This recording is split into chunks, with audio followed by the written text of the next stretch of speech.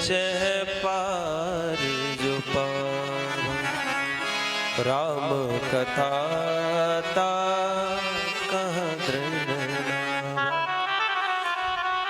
तो भगवान की कथा सुदृढ़ नौका के समान है। भवसागर संसार को समुद्र की उपमा दी गई है, सागर की उपमा दी गई। सागर में और इस जीवन में हमारे क्या समानता है ये समझ लो। जैसे सागर को आपने देखा हो, समुद्र को, उसमें उथल पुथल चलती रहती, वो शांत नहीं रहता। सागर कभी शांत नहीं रहता। अचानक कोई लहर तो आकाश को चूमती नजर आती, फिर थोड़ी देर बाद शांत हो जाती। शांति नहीं रहती सागर में, उसकी लहरें। ऐसे ही संसार में भी शांति नहीं। संसार पे शांति है क्या? कहीं ना कहीं कुछ ना कुछ उठा पटक चलती रहती, इसलिए इसको संसार कहा गया, इसलिए सागर कहा गया। दूसरी समानता क्या है?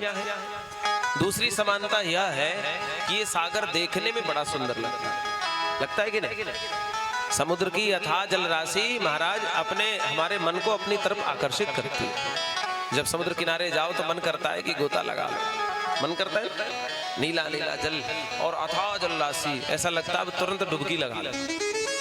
अच्छा, जितना देखने में सुंदर होता है और मन कर जाए कि बड़ा प्यारा जल है, थोड़ा इसका पान कर लें, जल पान कर लें, और जब अंजलि में भरकर पान किया तो स्वाद में ओहो, देखने में तो सुंदर है, मन को आकर्षित करता है, पर जल पान करते ही तो मुंह खराब हो गया महाराज, खारी जल, बिल्कुल नमक। तो ये ऐसे ही ये संसार है। ये देखने में तो बड़ा सुंदर लगता है, ये महल, ये गाड़ी, ये बंगला, ये नौकर, ये चाकर, ये पुत्र पौत्र, ये संसार का जितना कुछ है, ये सब हमको अपनी तरफ आकर्षित करता है, अपनी तरफ हमको बुलाता है। लेकिन जब जिस वस्तु से हम सुख की कामना के लिए भोग करते हैं, वही वस्तु हमें दुख प्रदान करती है। संसार देखने में अच्छा है, पर इस संसार में मिलता क्या है? दुख ही मिलता है। दुखालयम शाश्वतम, दुखालयम शाश्वतम। ये संसार ही दुखालय है महाराज। श्रीमद् भगवद गीता में भगवान श्री कृष्ण कहते हैं ये दुखालय है, अशाश्वत है, अस्थिर है, सदा रहने वाला नहीं है। इस संसार का नाम ही दुखालय है, तो यहाँ सुख मिलने वाला नहीं है, तो सुख कहाँ मिलेगा? तो संत तो अपनी मस्ती में कहते हैं, आराम की तलब है, क्या आराम की तलब है, तो बस एक काम कर, आराम की शरण में और राम राम कर, आराम की शरण में और राम राम कर। यदि जीवन में सुख होना चाहते हो, सुखी होना चाहते हो, सुख पाना चाहते हो, तो सुख का ठिकाना ही राम का नाम है, वहीं सुख मिलेगा और कहीं सुख मिलने वाला नहीं। तो इस संसार जितना देखने में सुंदर है, स्वाद में यह भी सुंदर नहीं है। जिस वस्तु से आपने सुख की कामना की है ना, वहीं से दुख मिलेगा। आपने विचार किया कि पुत्र हो जाए तो मैं सुखी हो जाऊंगा, तो एक दिन उसी पुत्र से आपको दुख मिलने वाला है। आपको लगे कि मकान बन जाए तो मैं सुखी हो जाऊं, वो मकान ही एक दिन आपके लिए दुख का कारण बन जाएगा। जहां सुख की कामना करोगे वहीं से दुख मिलेगा। आशा ही परमं दुखम नैराश्यम परमं सुखम। आशा ही दुख की जननी है, इसलिए आशा छोड़ दो, सुखी हो जाओ। आशा एक राम जी से, दूजी आशा छोड़ दे, नाता एक राम जी से, दूजो नाता तोड़ दे। आशा रखो तो राम जी से। अच्छा विचार करो, आपने जहां, ये हम लिख के दे सकते गारंटी, जहां से आशा लगाई होगी वहीं से दुख मिलेगा। आशा नहीं लगाओगे दुख मिलेगा ही नहीं। भाई किसी पे हमने ज्यादा विश्वास किया, किसी को ज्यादा प्रेम किया और ये उम्मीद रखी ये भी हमसे प्रेम करेगा, और जब वो धोखा दे देता है तो दुख होता है कि नहीं?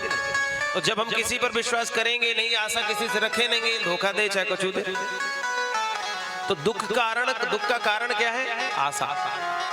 जब हम किसी से आस लगाकर बैठते हैं तभी हमको दुख मिलता है। तो ये संसार देखने में सुंदर है परंतु स्वाद में, अनुभव में अच्छा नहीं है। ये हो गई समानता। और तीसरी समानता क्या है? सागर का एक तट दिखाई पड़ता है। जिस तट पे आप खड़े हो जाते हैं सागर का, समुद्र का वह तट दिखाई पड़ता है कि बड़ा सुंदर तट है। लेकिन सागर का दूसरा तट दिखाई पड़ता है क्या? किसी को दिखा? एक तट पर खड़े होकर दूसरा तट दिखाई नहीं पड़ता। नदी का तट तो दिख जाता है, सागर का तट नहीं दिखता। तो इसका क्या मतलब? क्या हुआ? दूसरा तट नहीं है।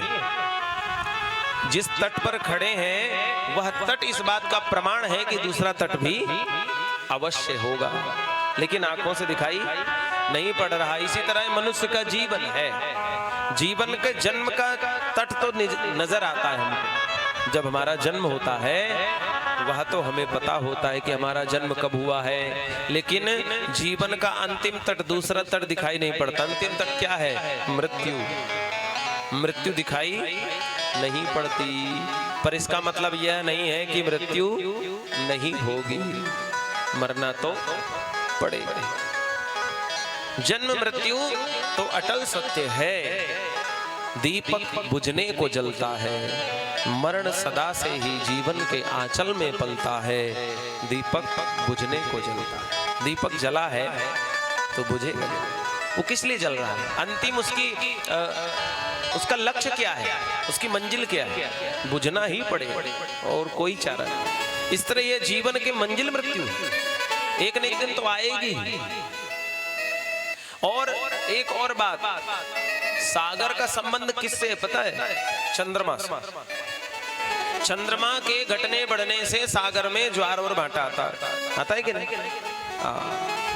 चंद्रमा के घटने बढ़ने से समुद्र में ज्वार आता है। और इस संसार का संबंध किससे है? सागर का संबंध चंद्रमा से है और इस संसार का संबंध मन से। जीव का संबंध मन से है। और चंद्रमा मन का देवता है।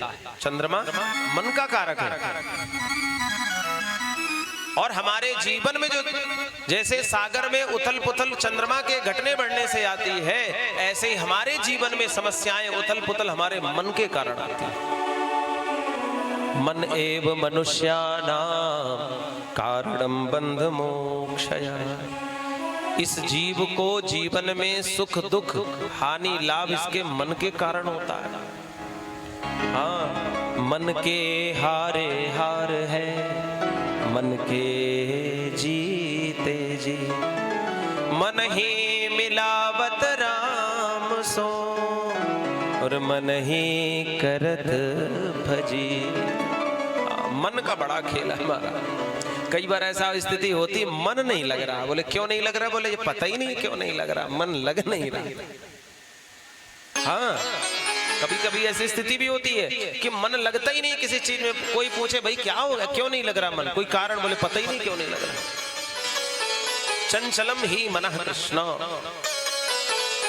ये मन बड़ा चंचल है।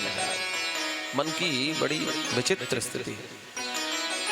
राम कथा सुंदर करतारी, संशय बिहग उड़ावन। भगवान राम की कथा क्या है? बोले राम की कथा वह करताल है। जैसे करताल बजा देने से आसपास के पशु पक्षी, संशय रूपी पशु पक्षी उड़ जाते हैं ना, ऐसे ही भगवान की कथा में यदि आ गए तो आपके जीवन के संशय रूपी पक्षी उड़ जाएंगे। इसलिए राम की कथा में, राम की कथा का बड़ा आनंद है। सत्संग का प्रभाव हमारे जीवन में कैसा होता है?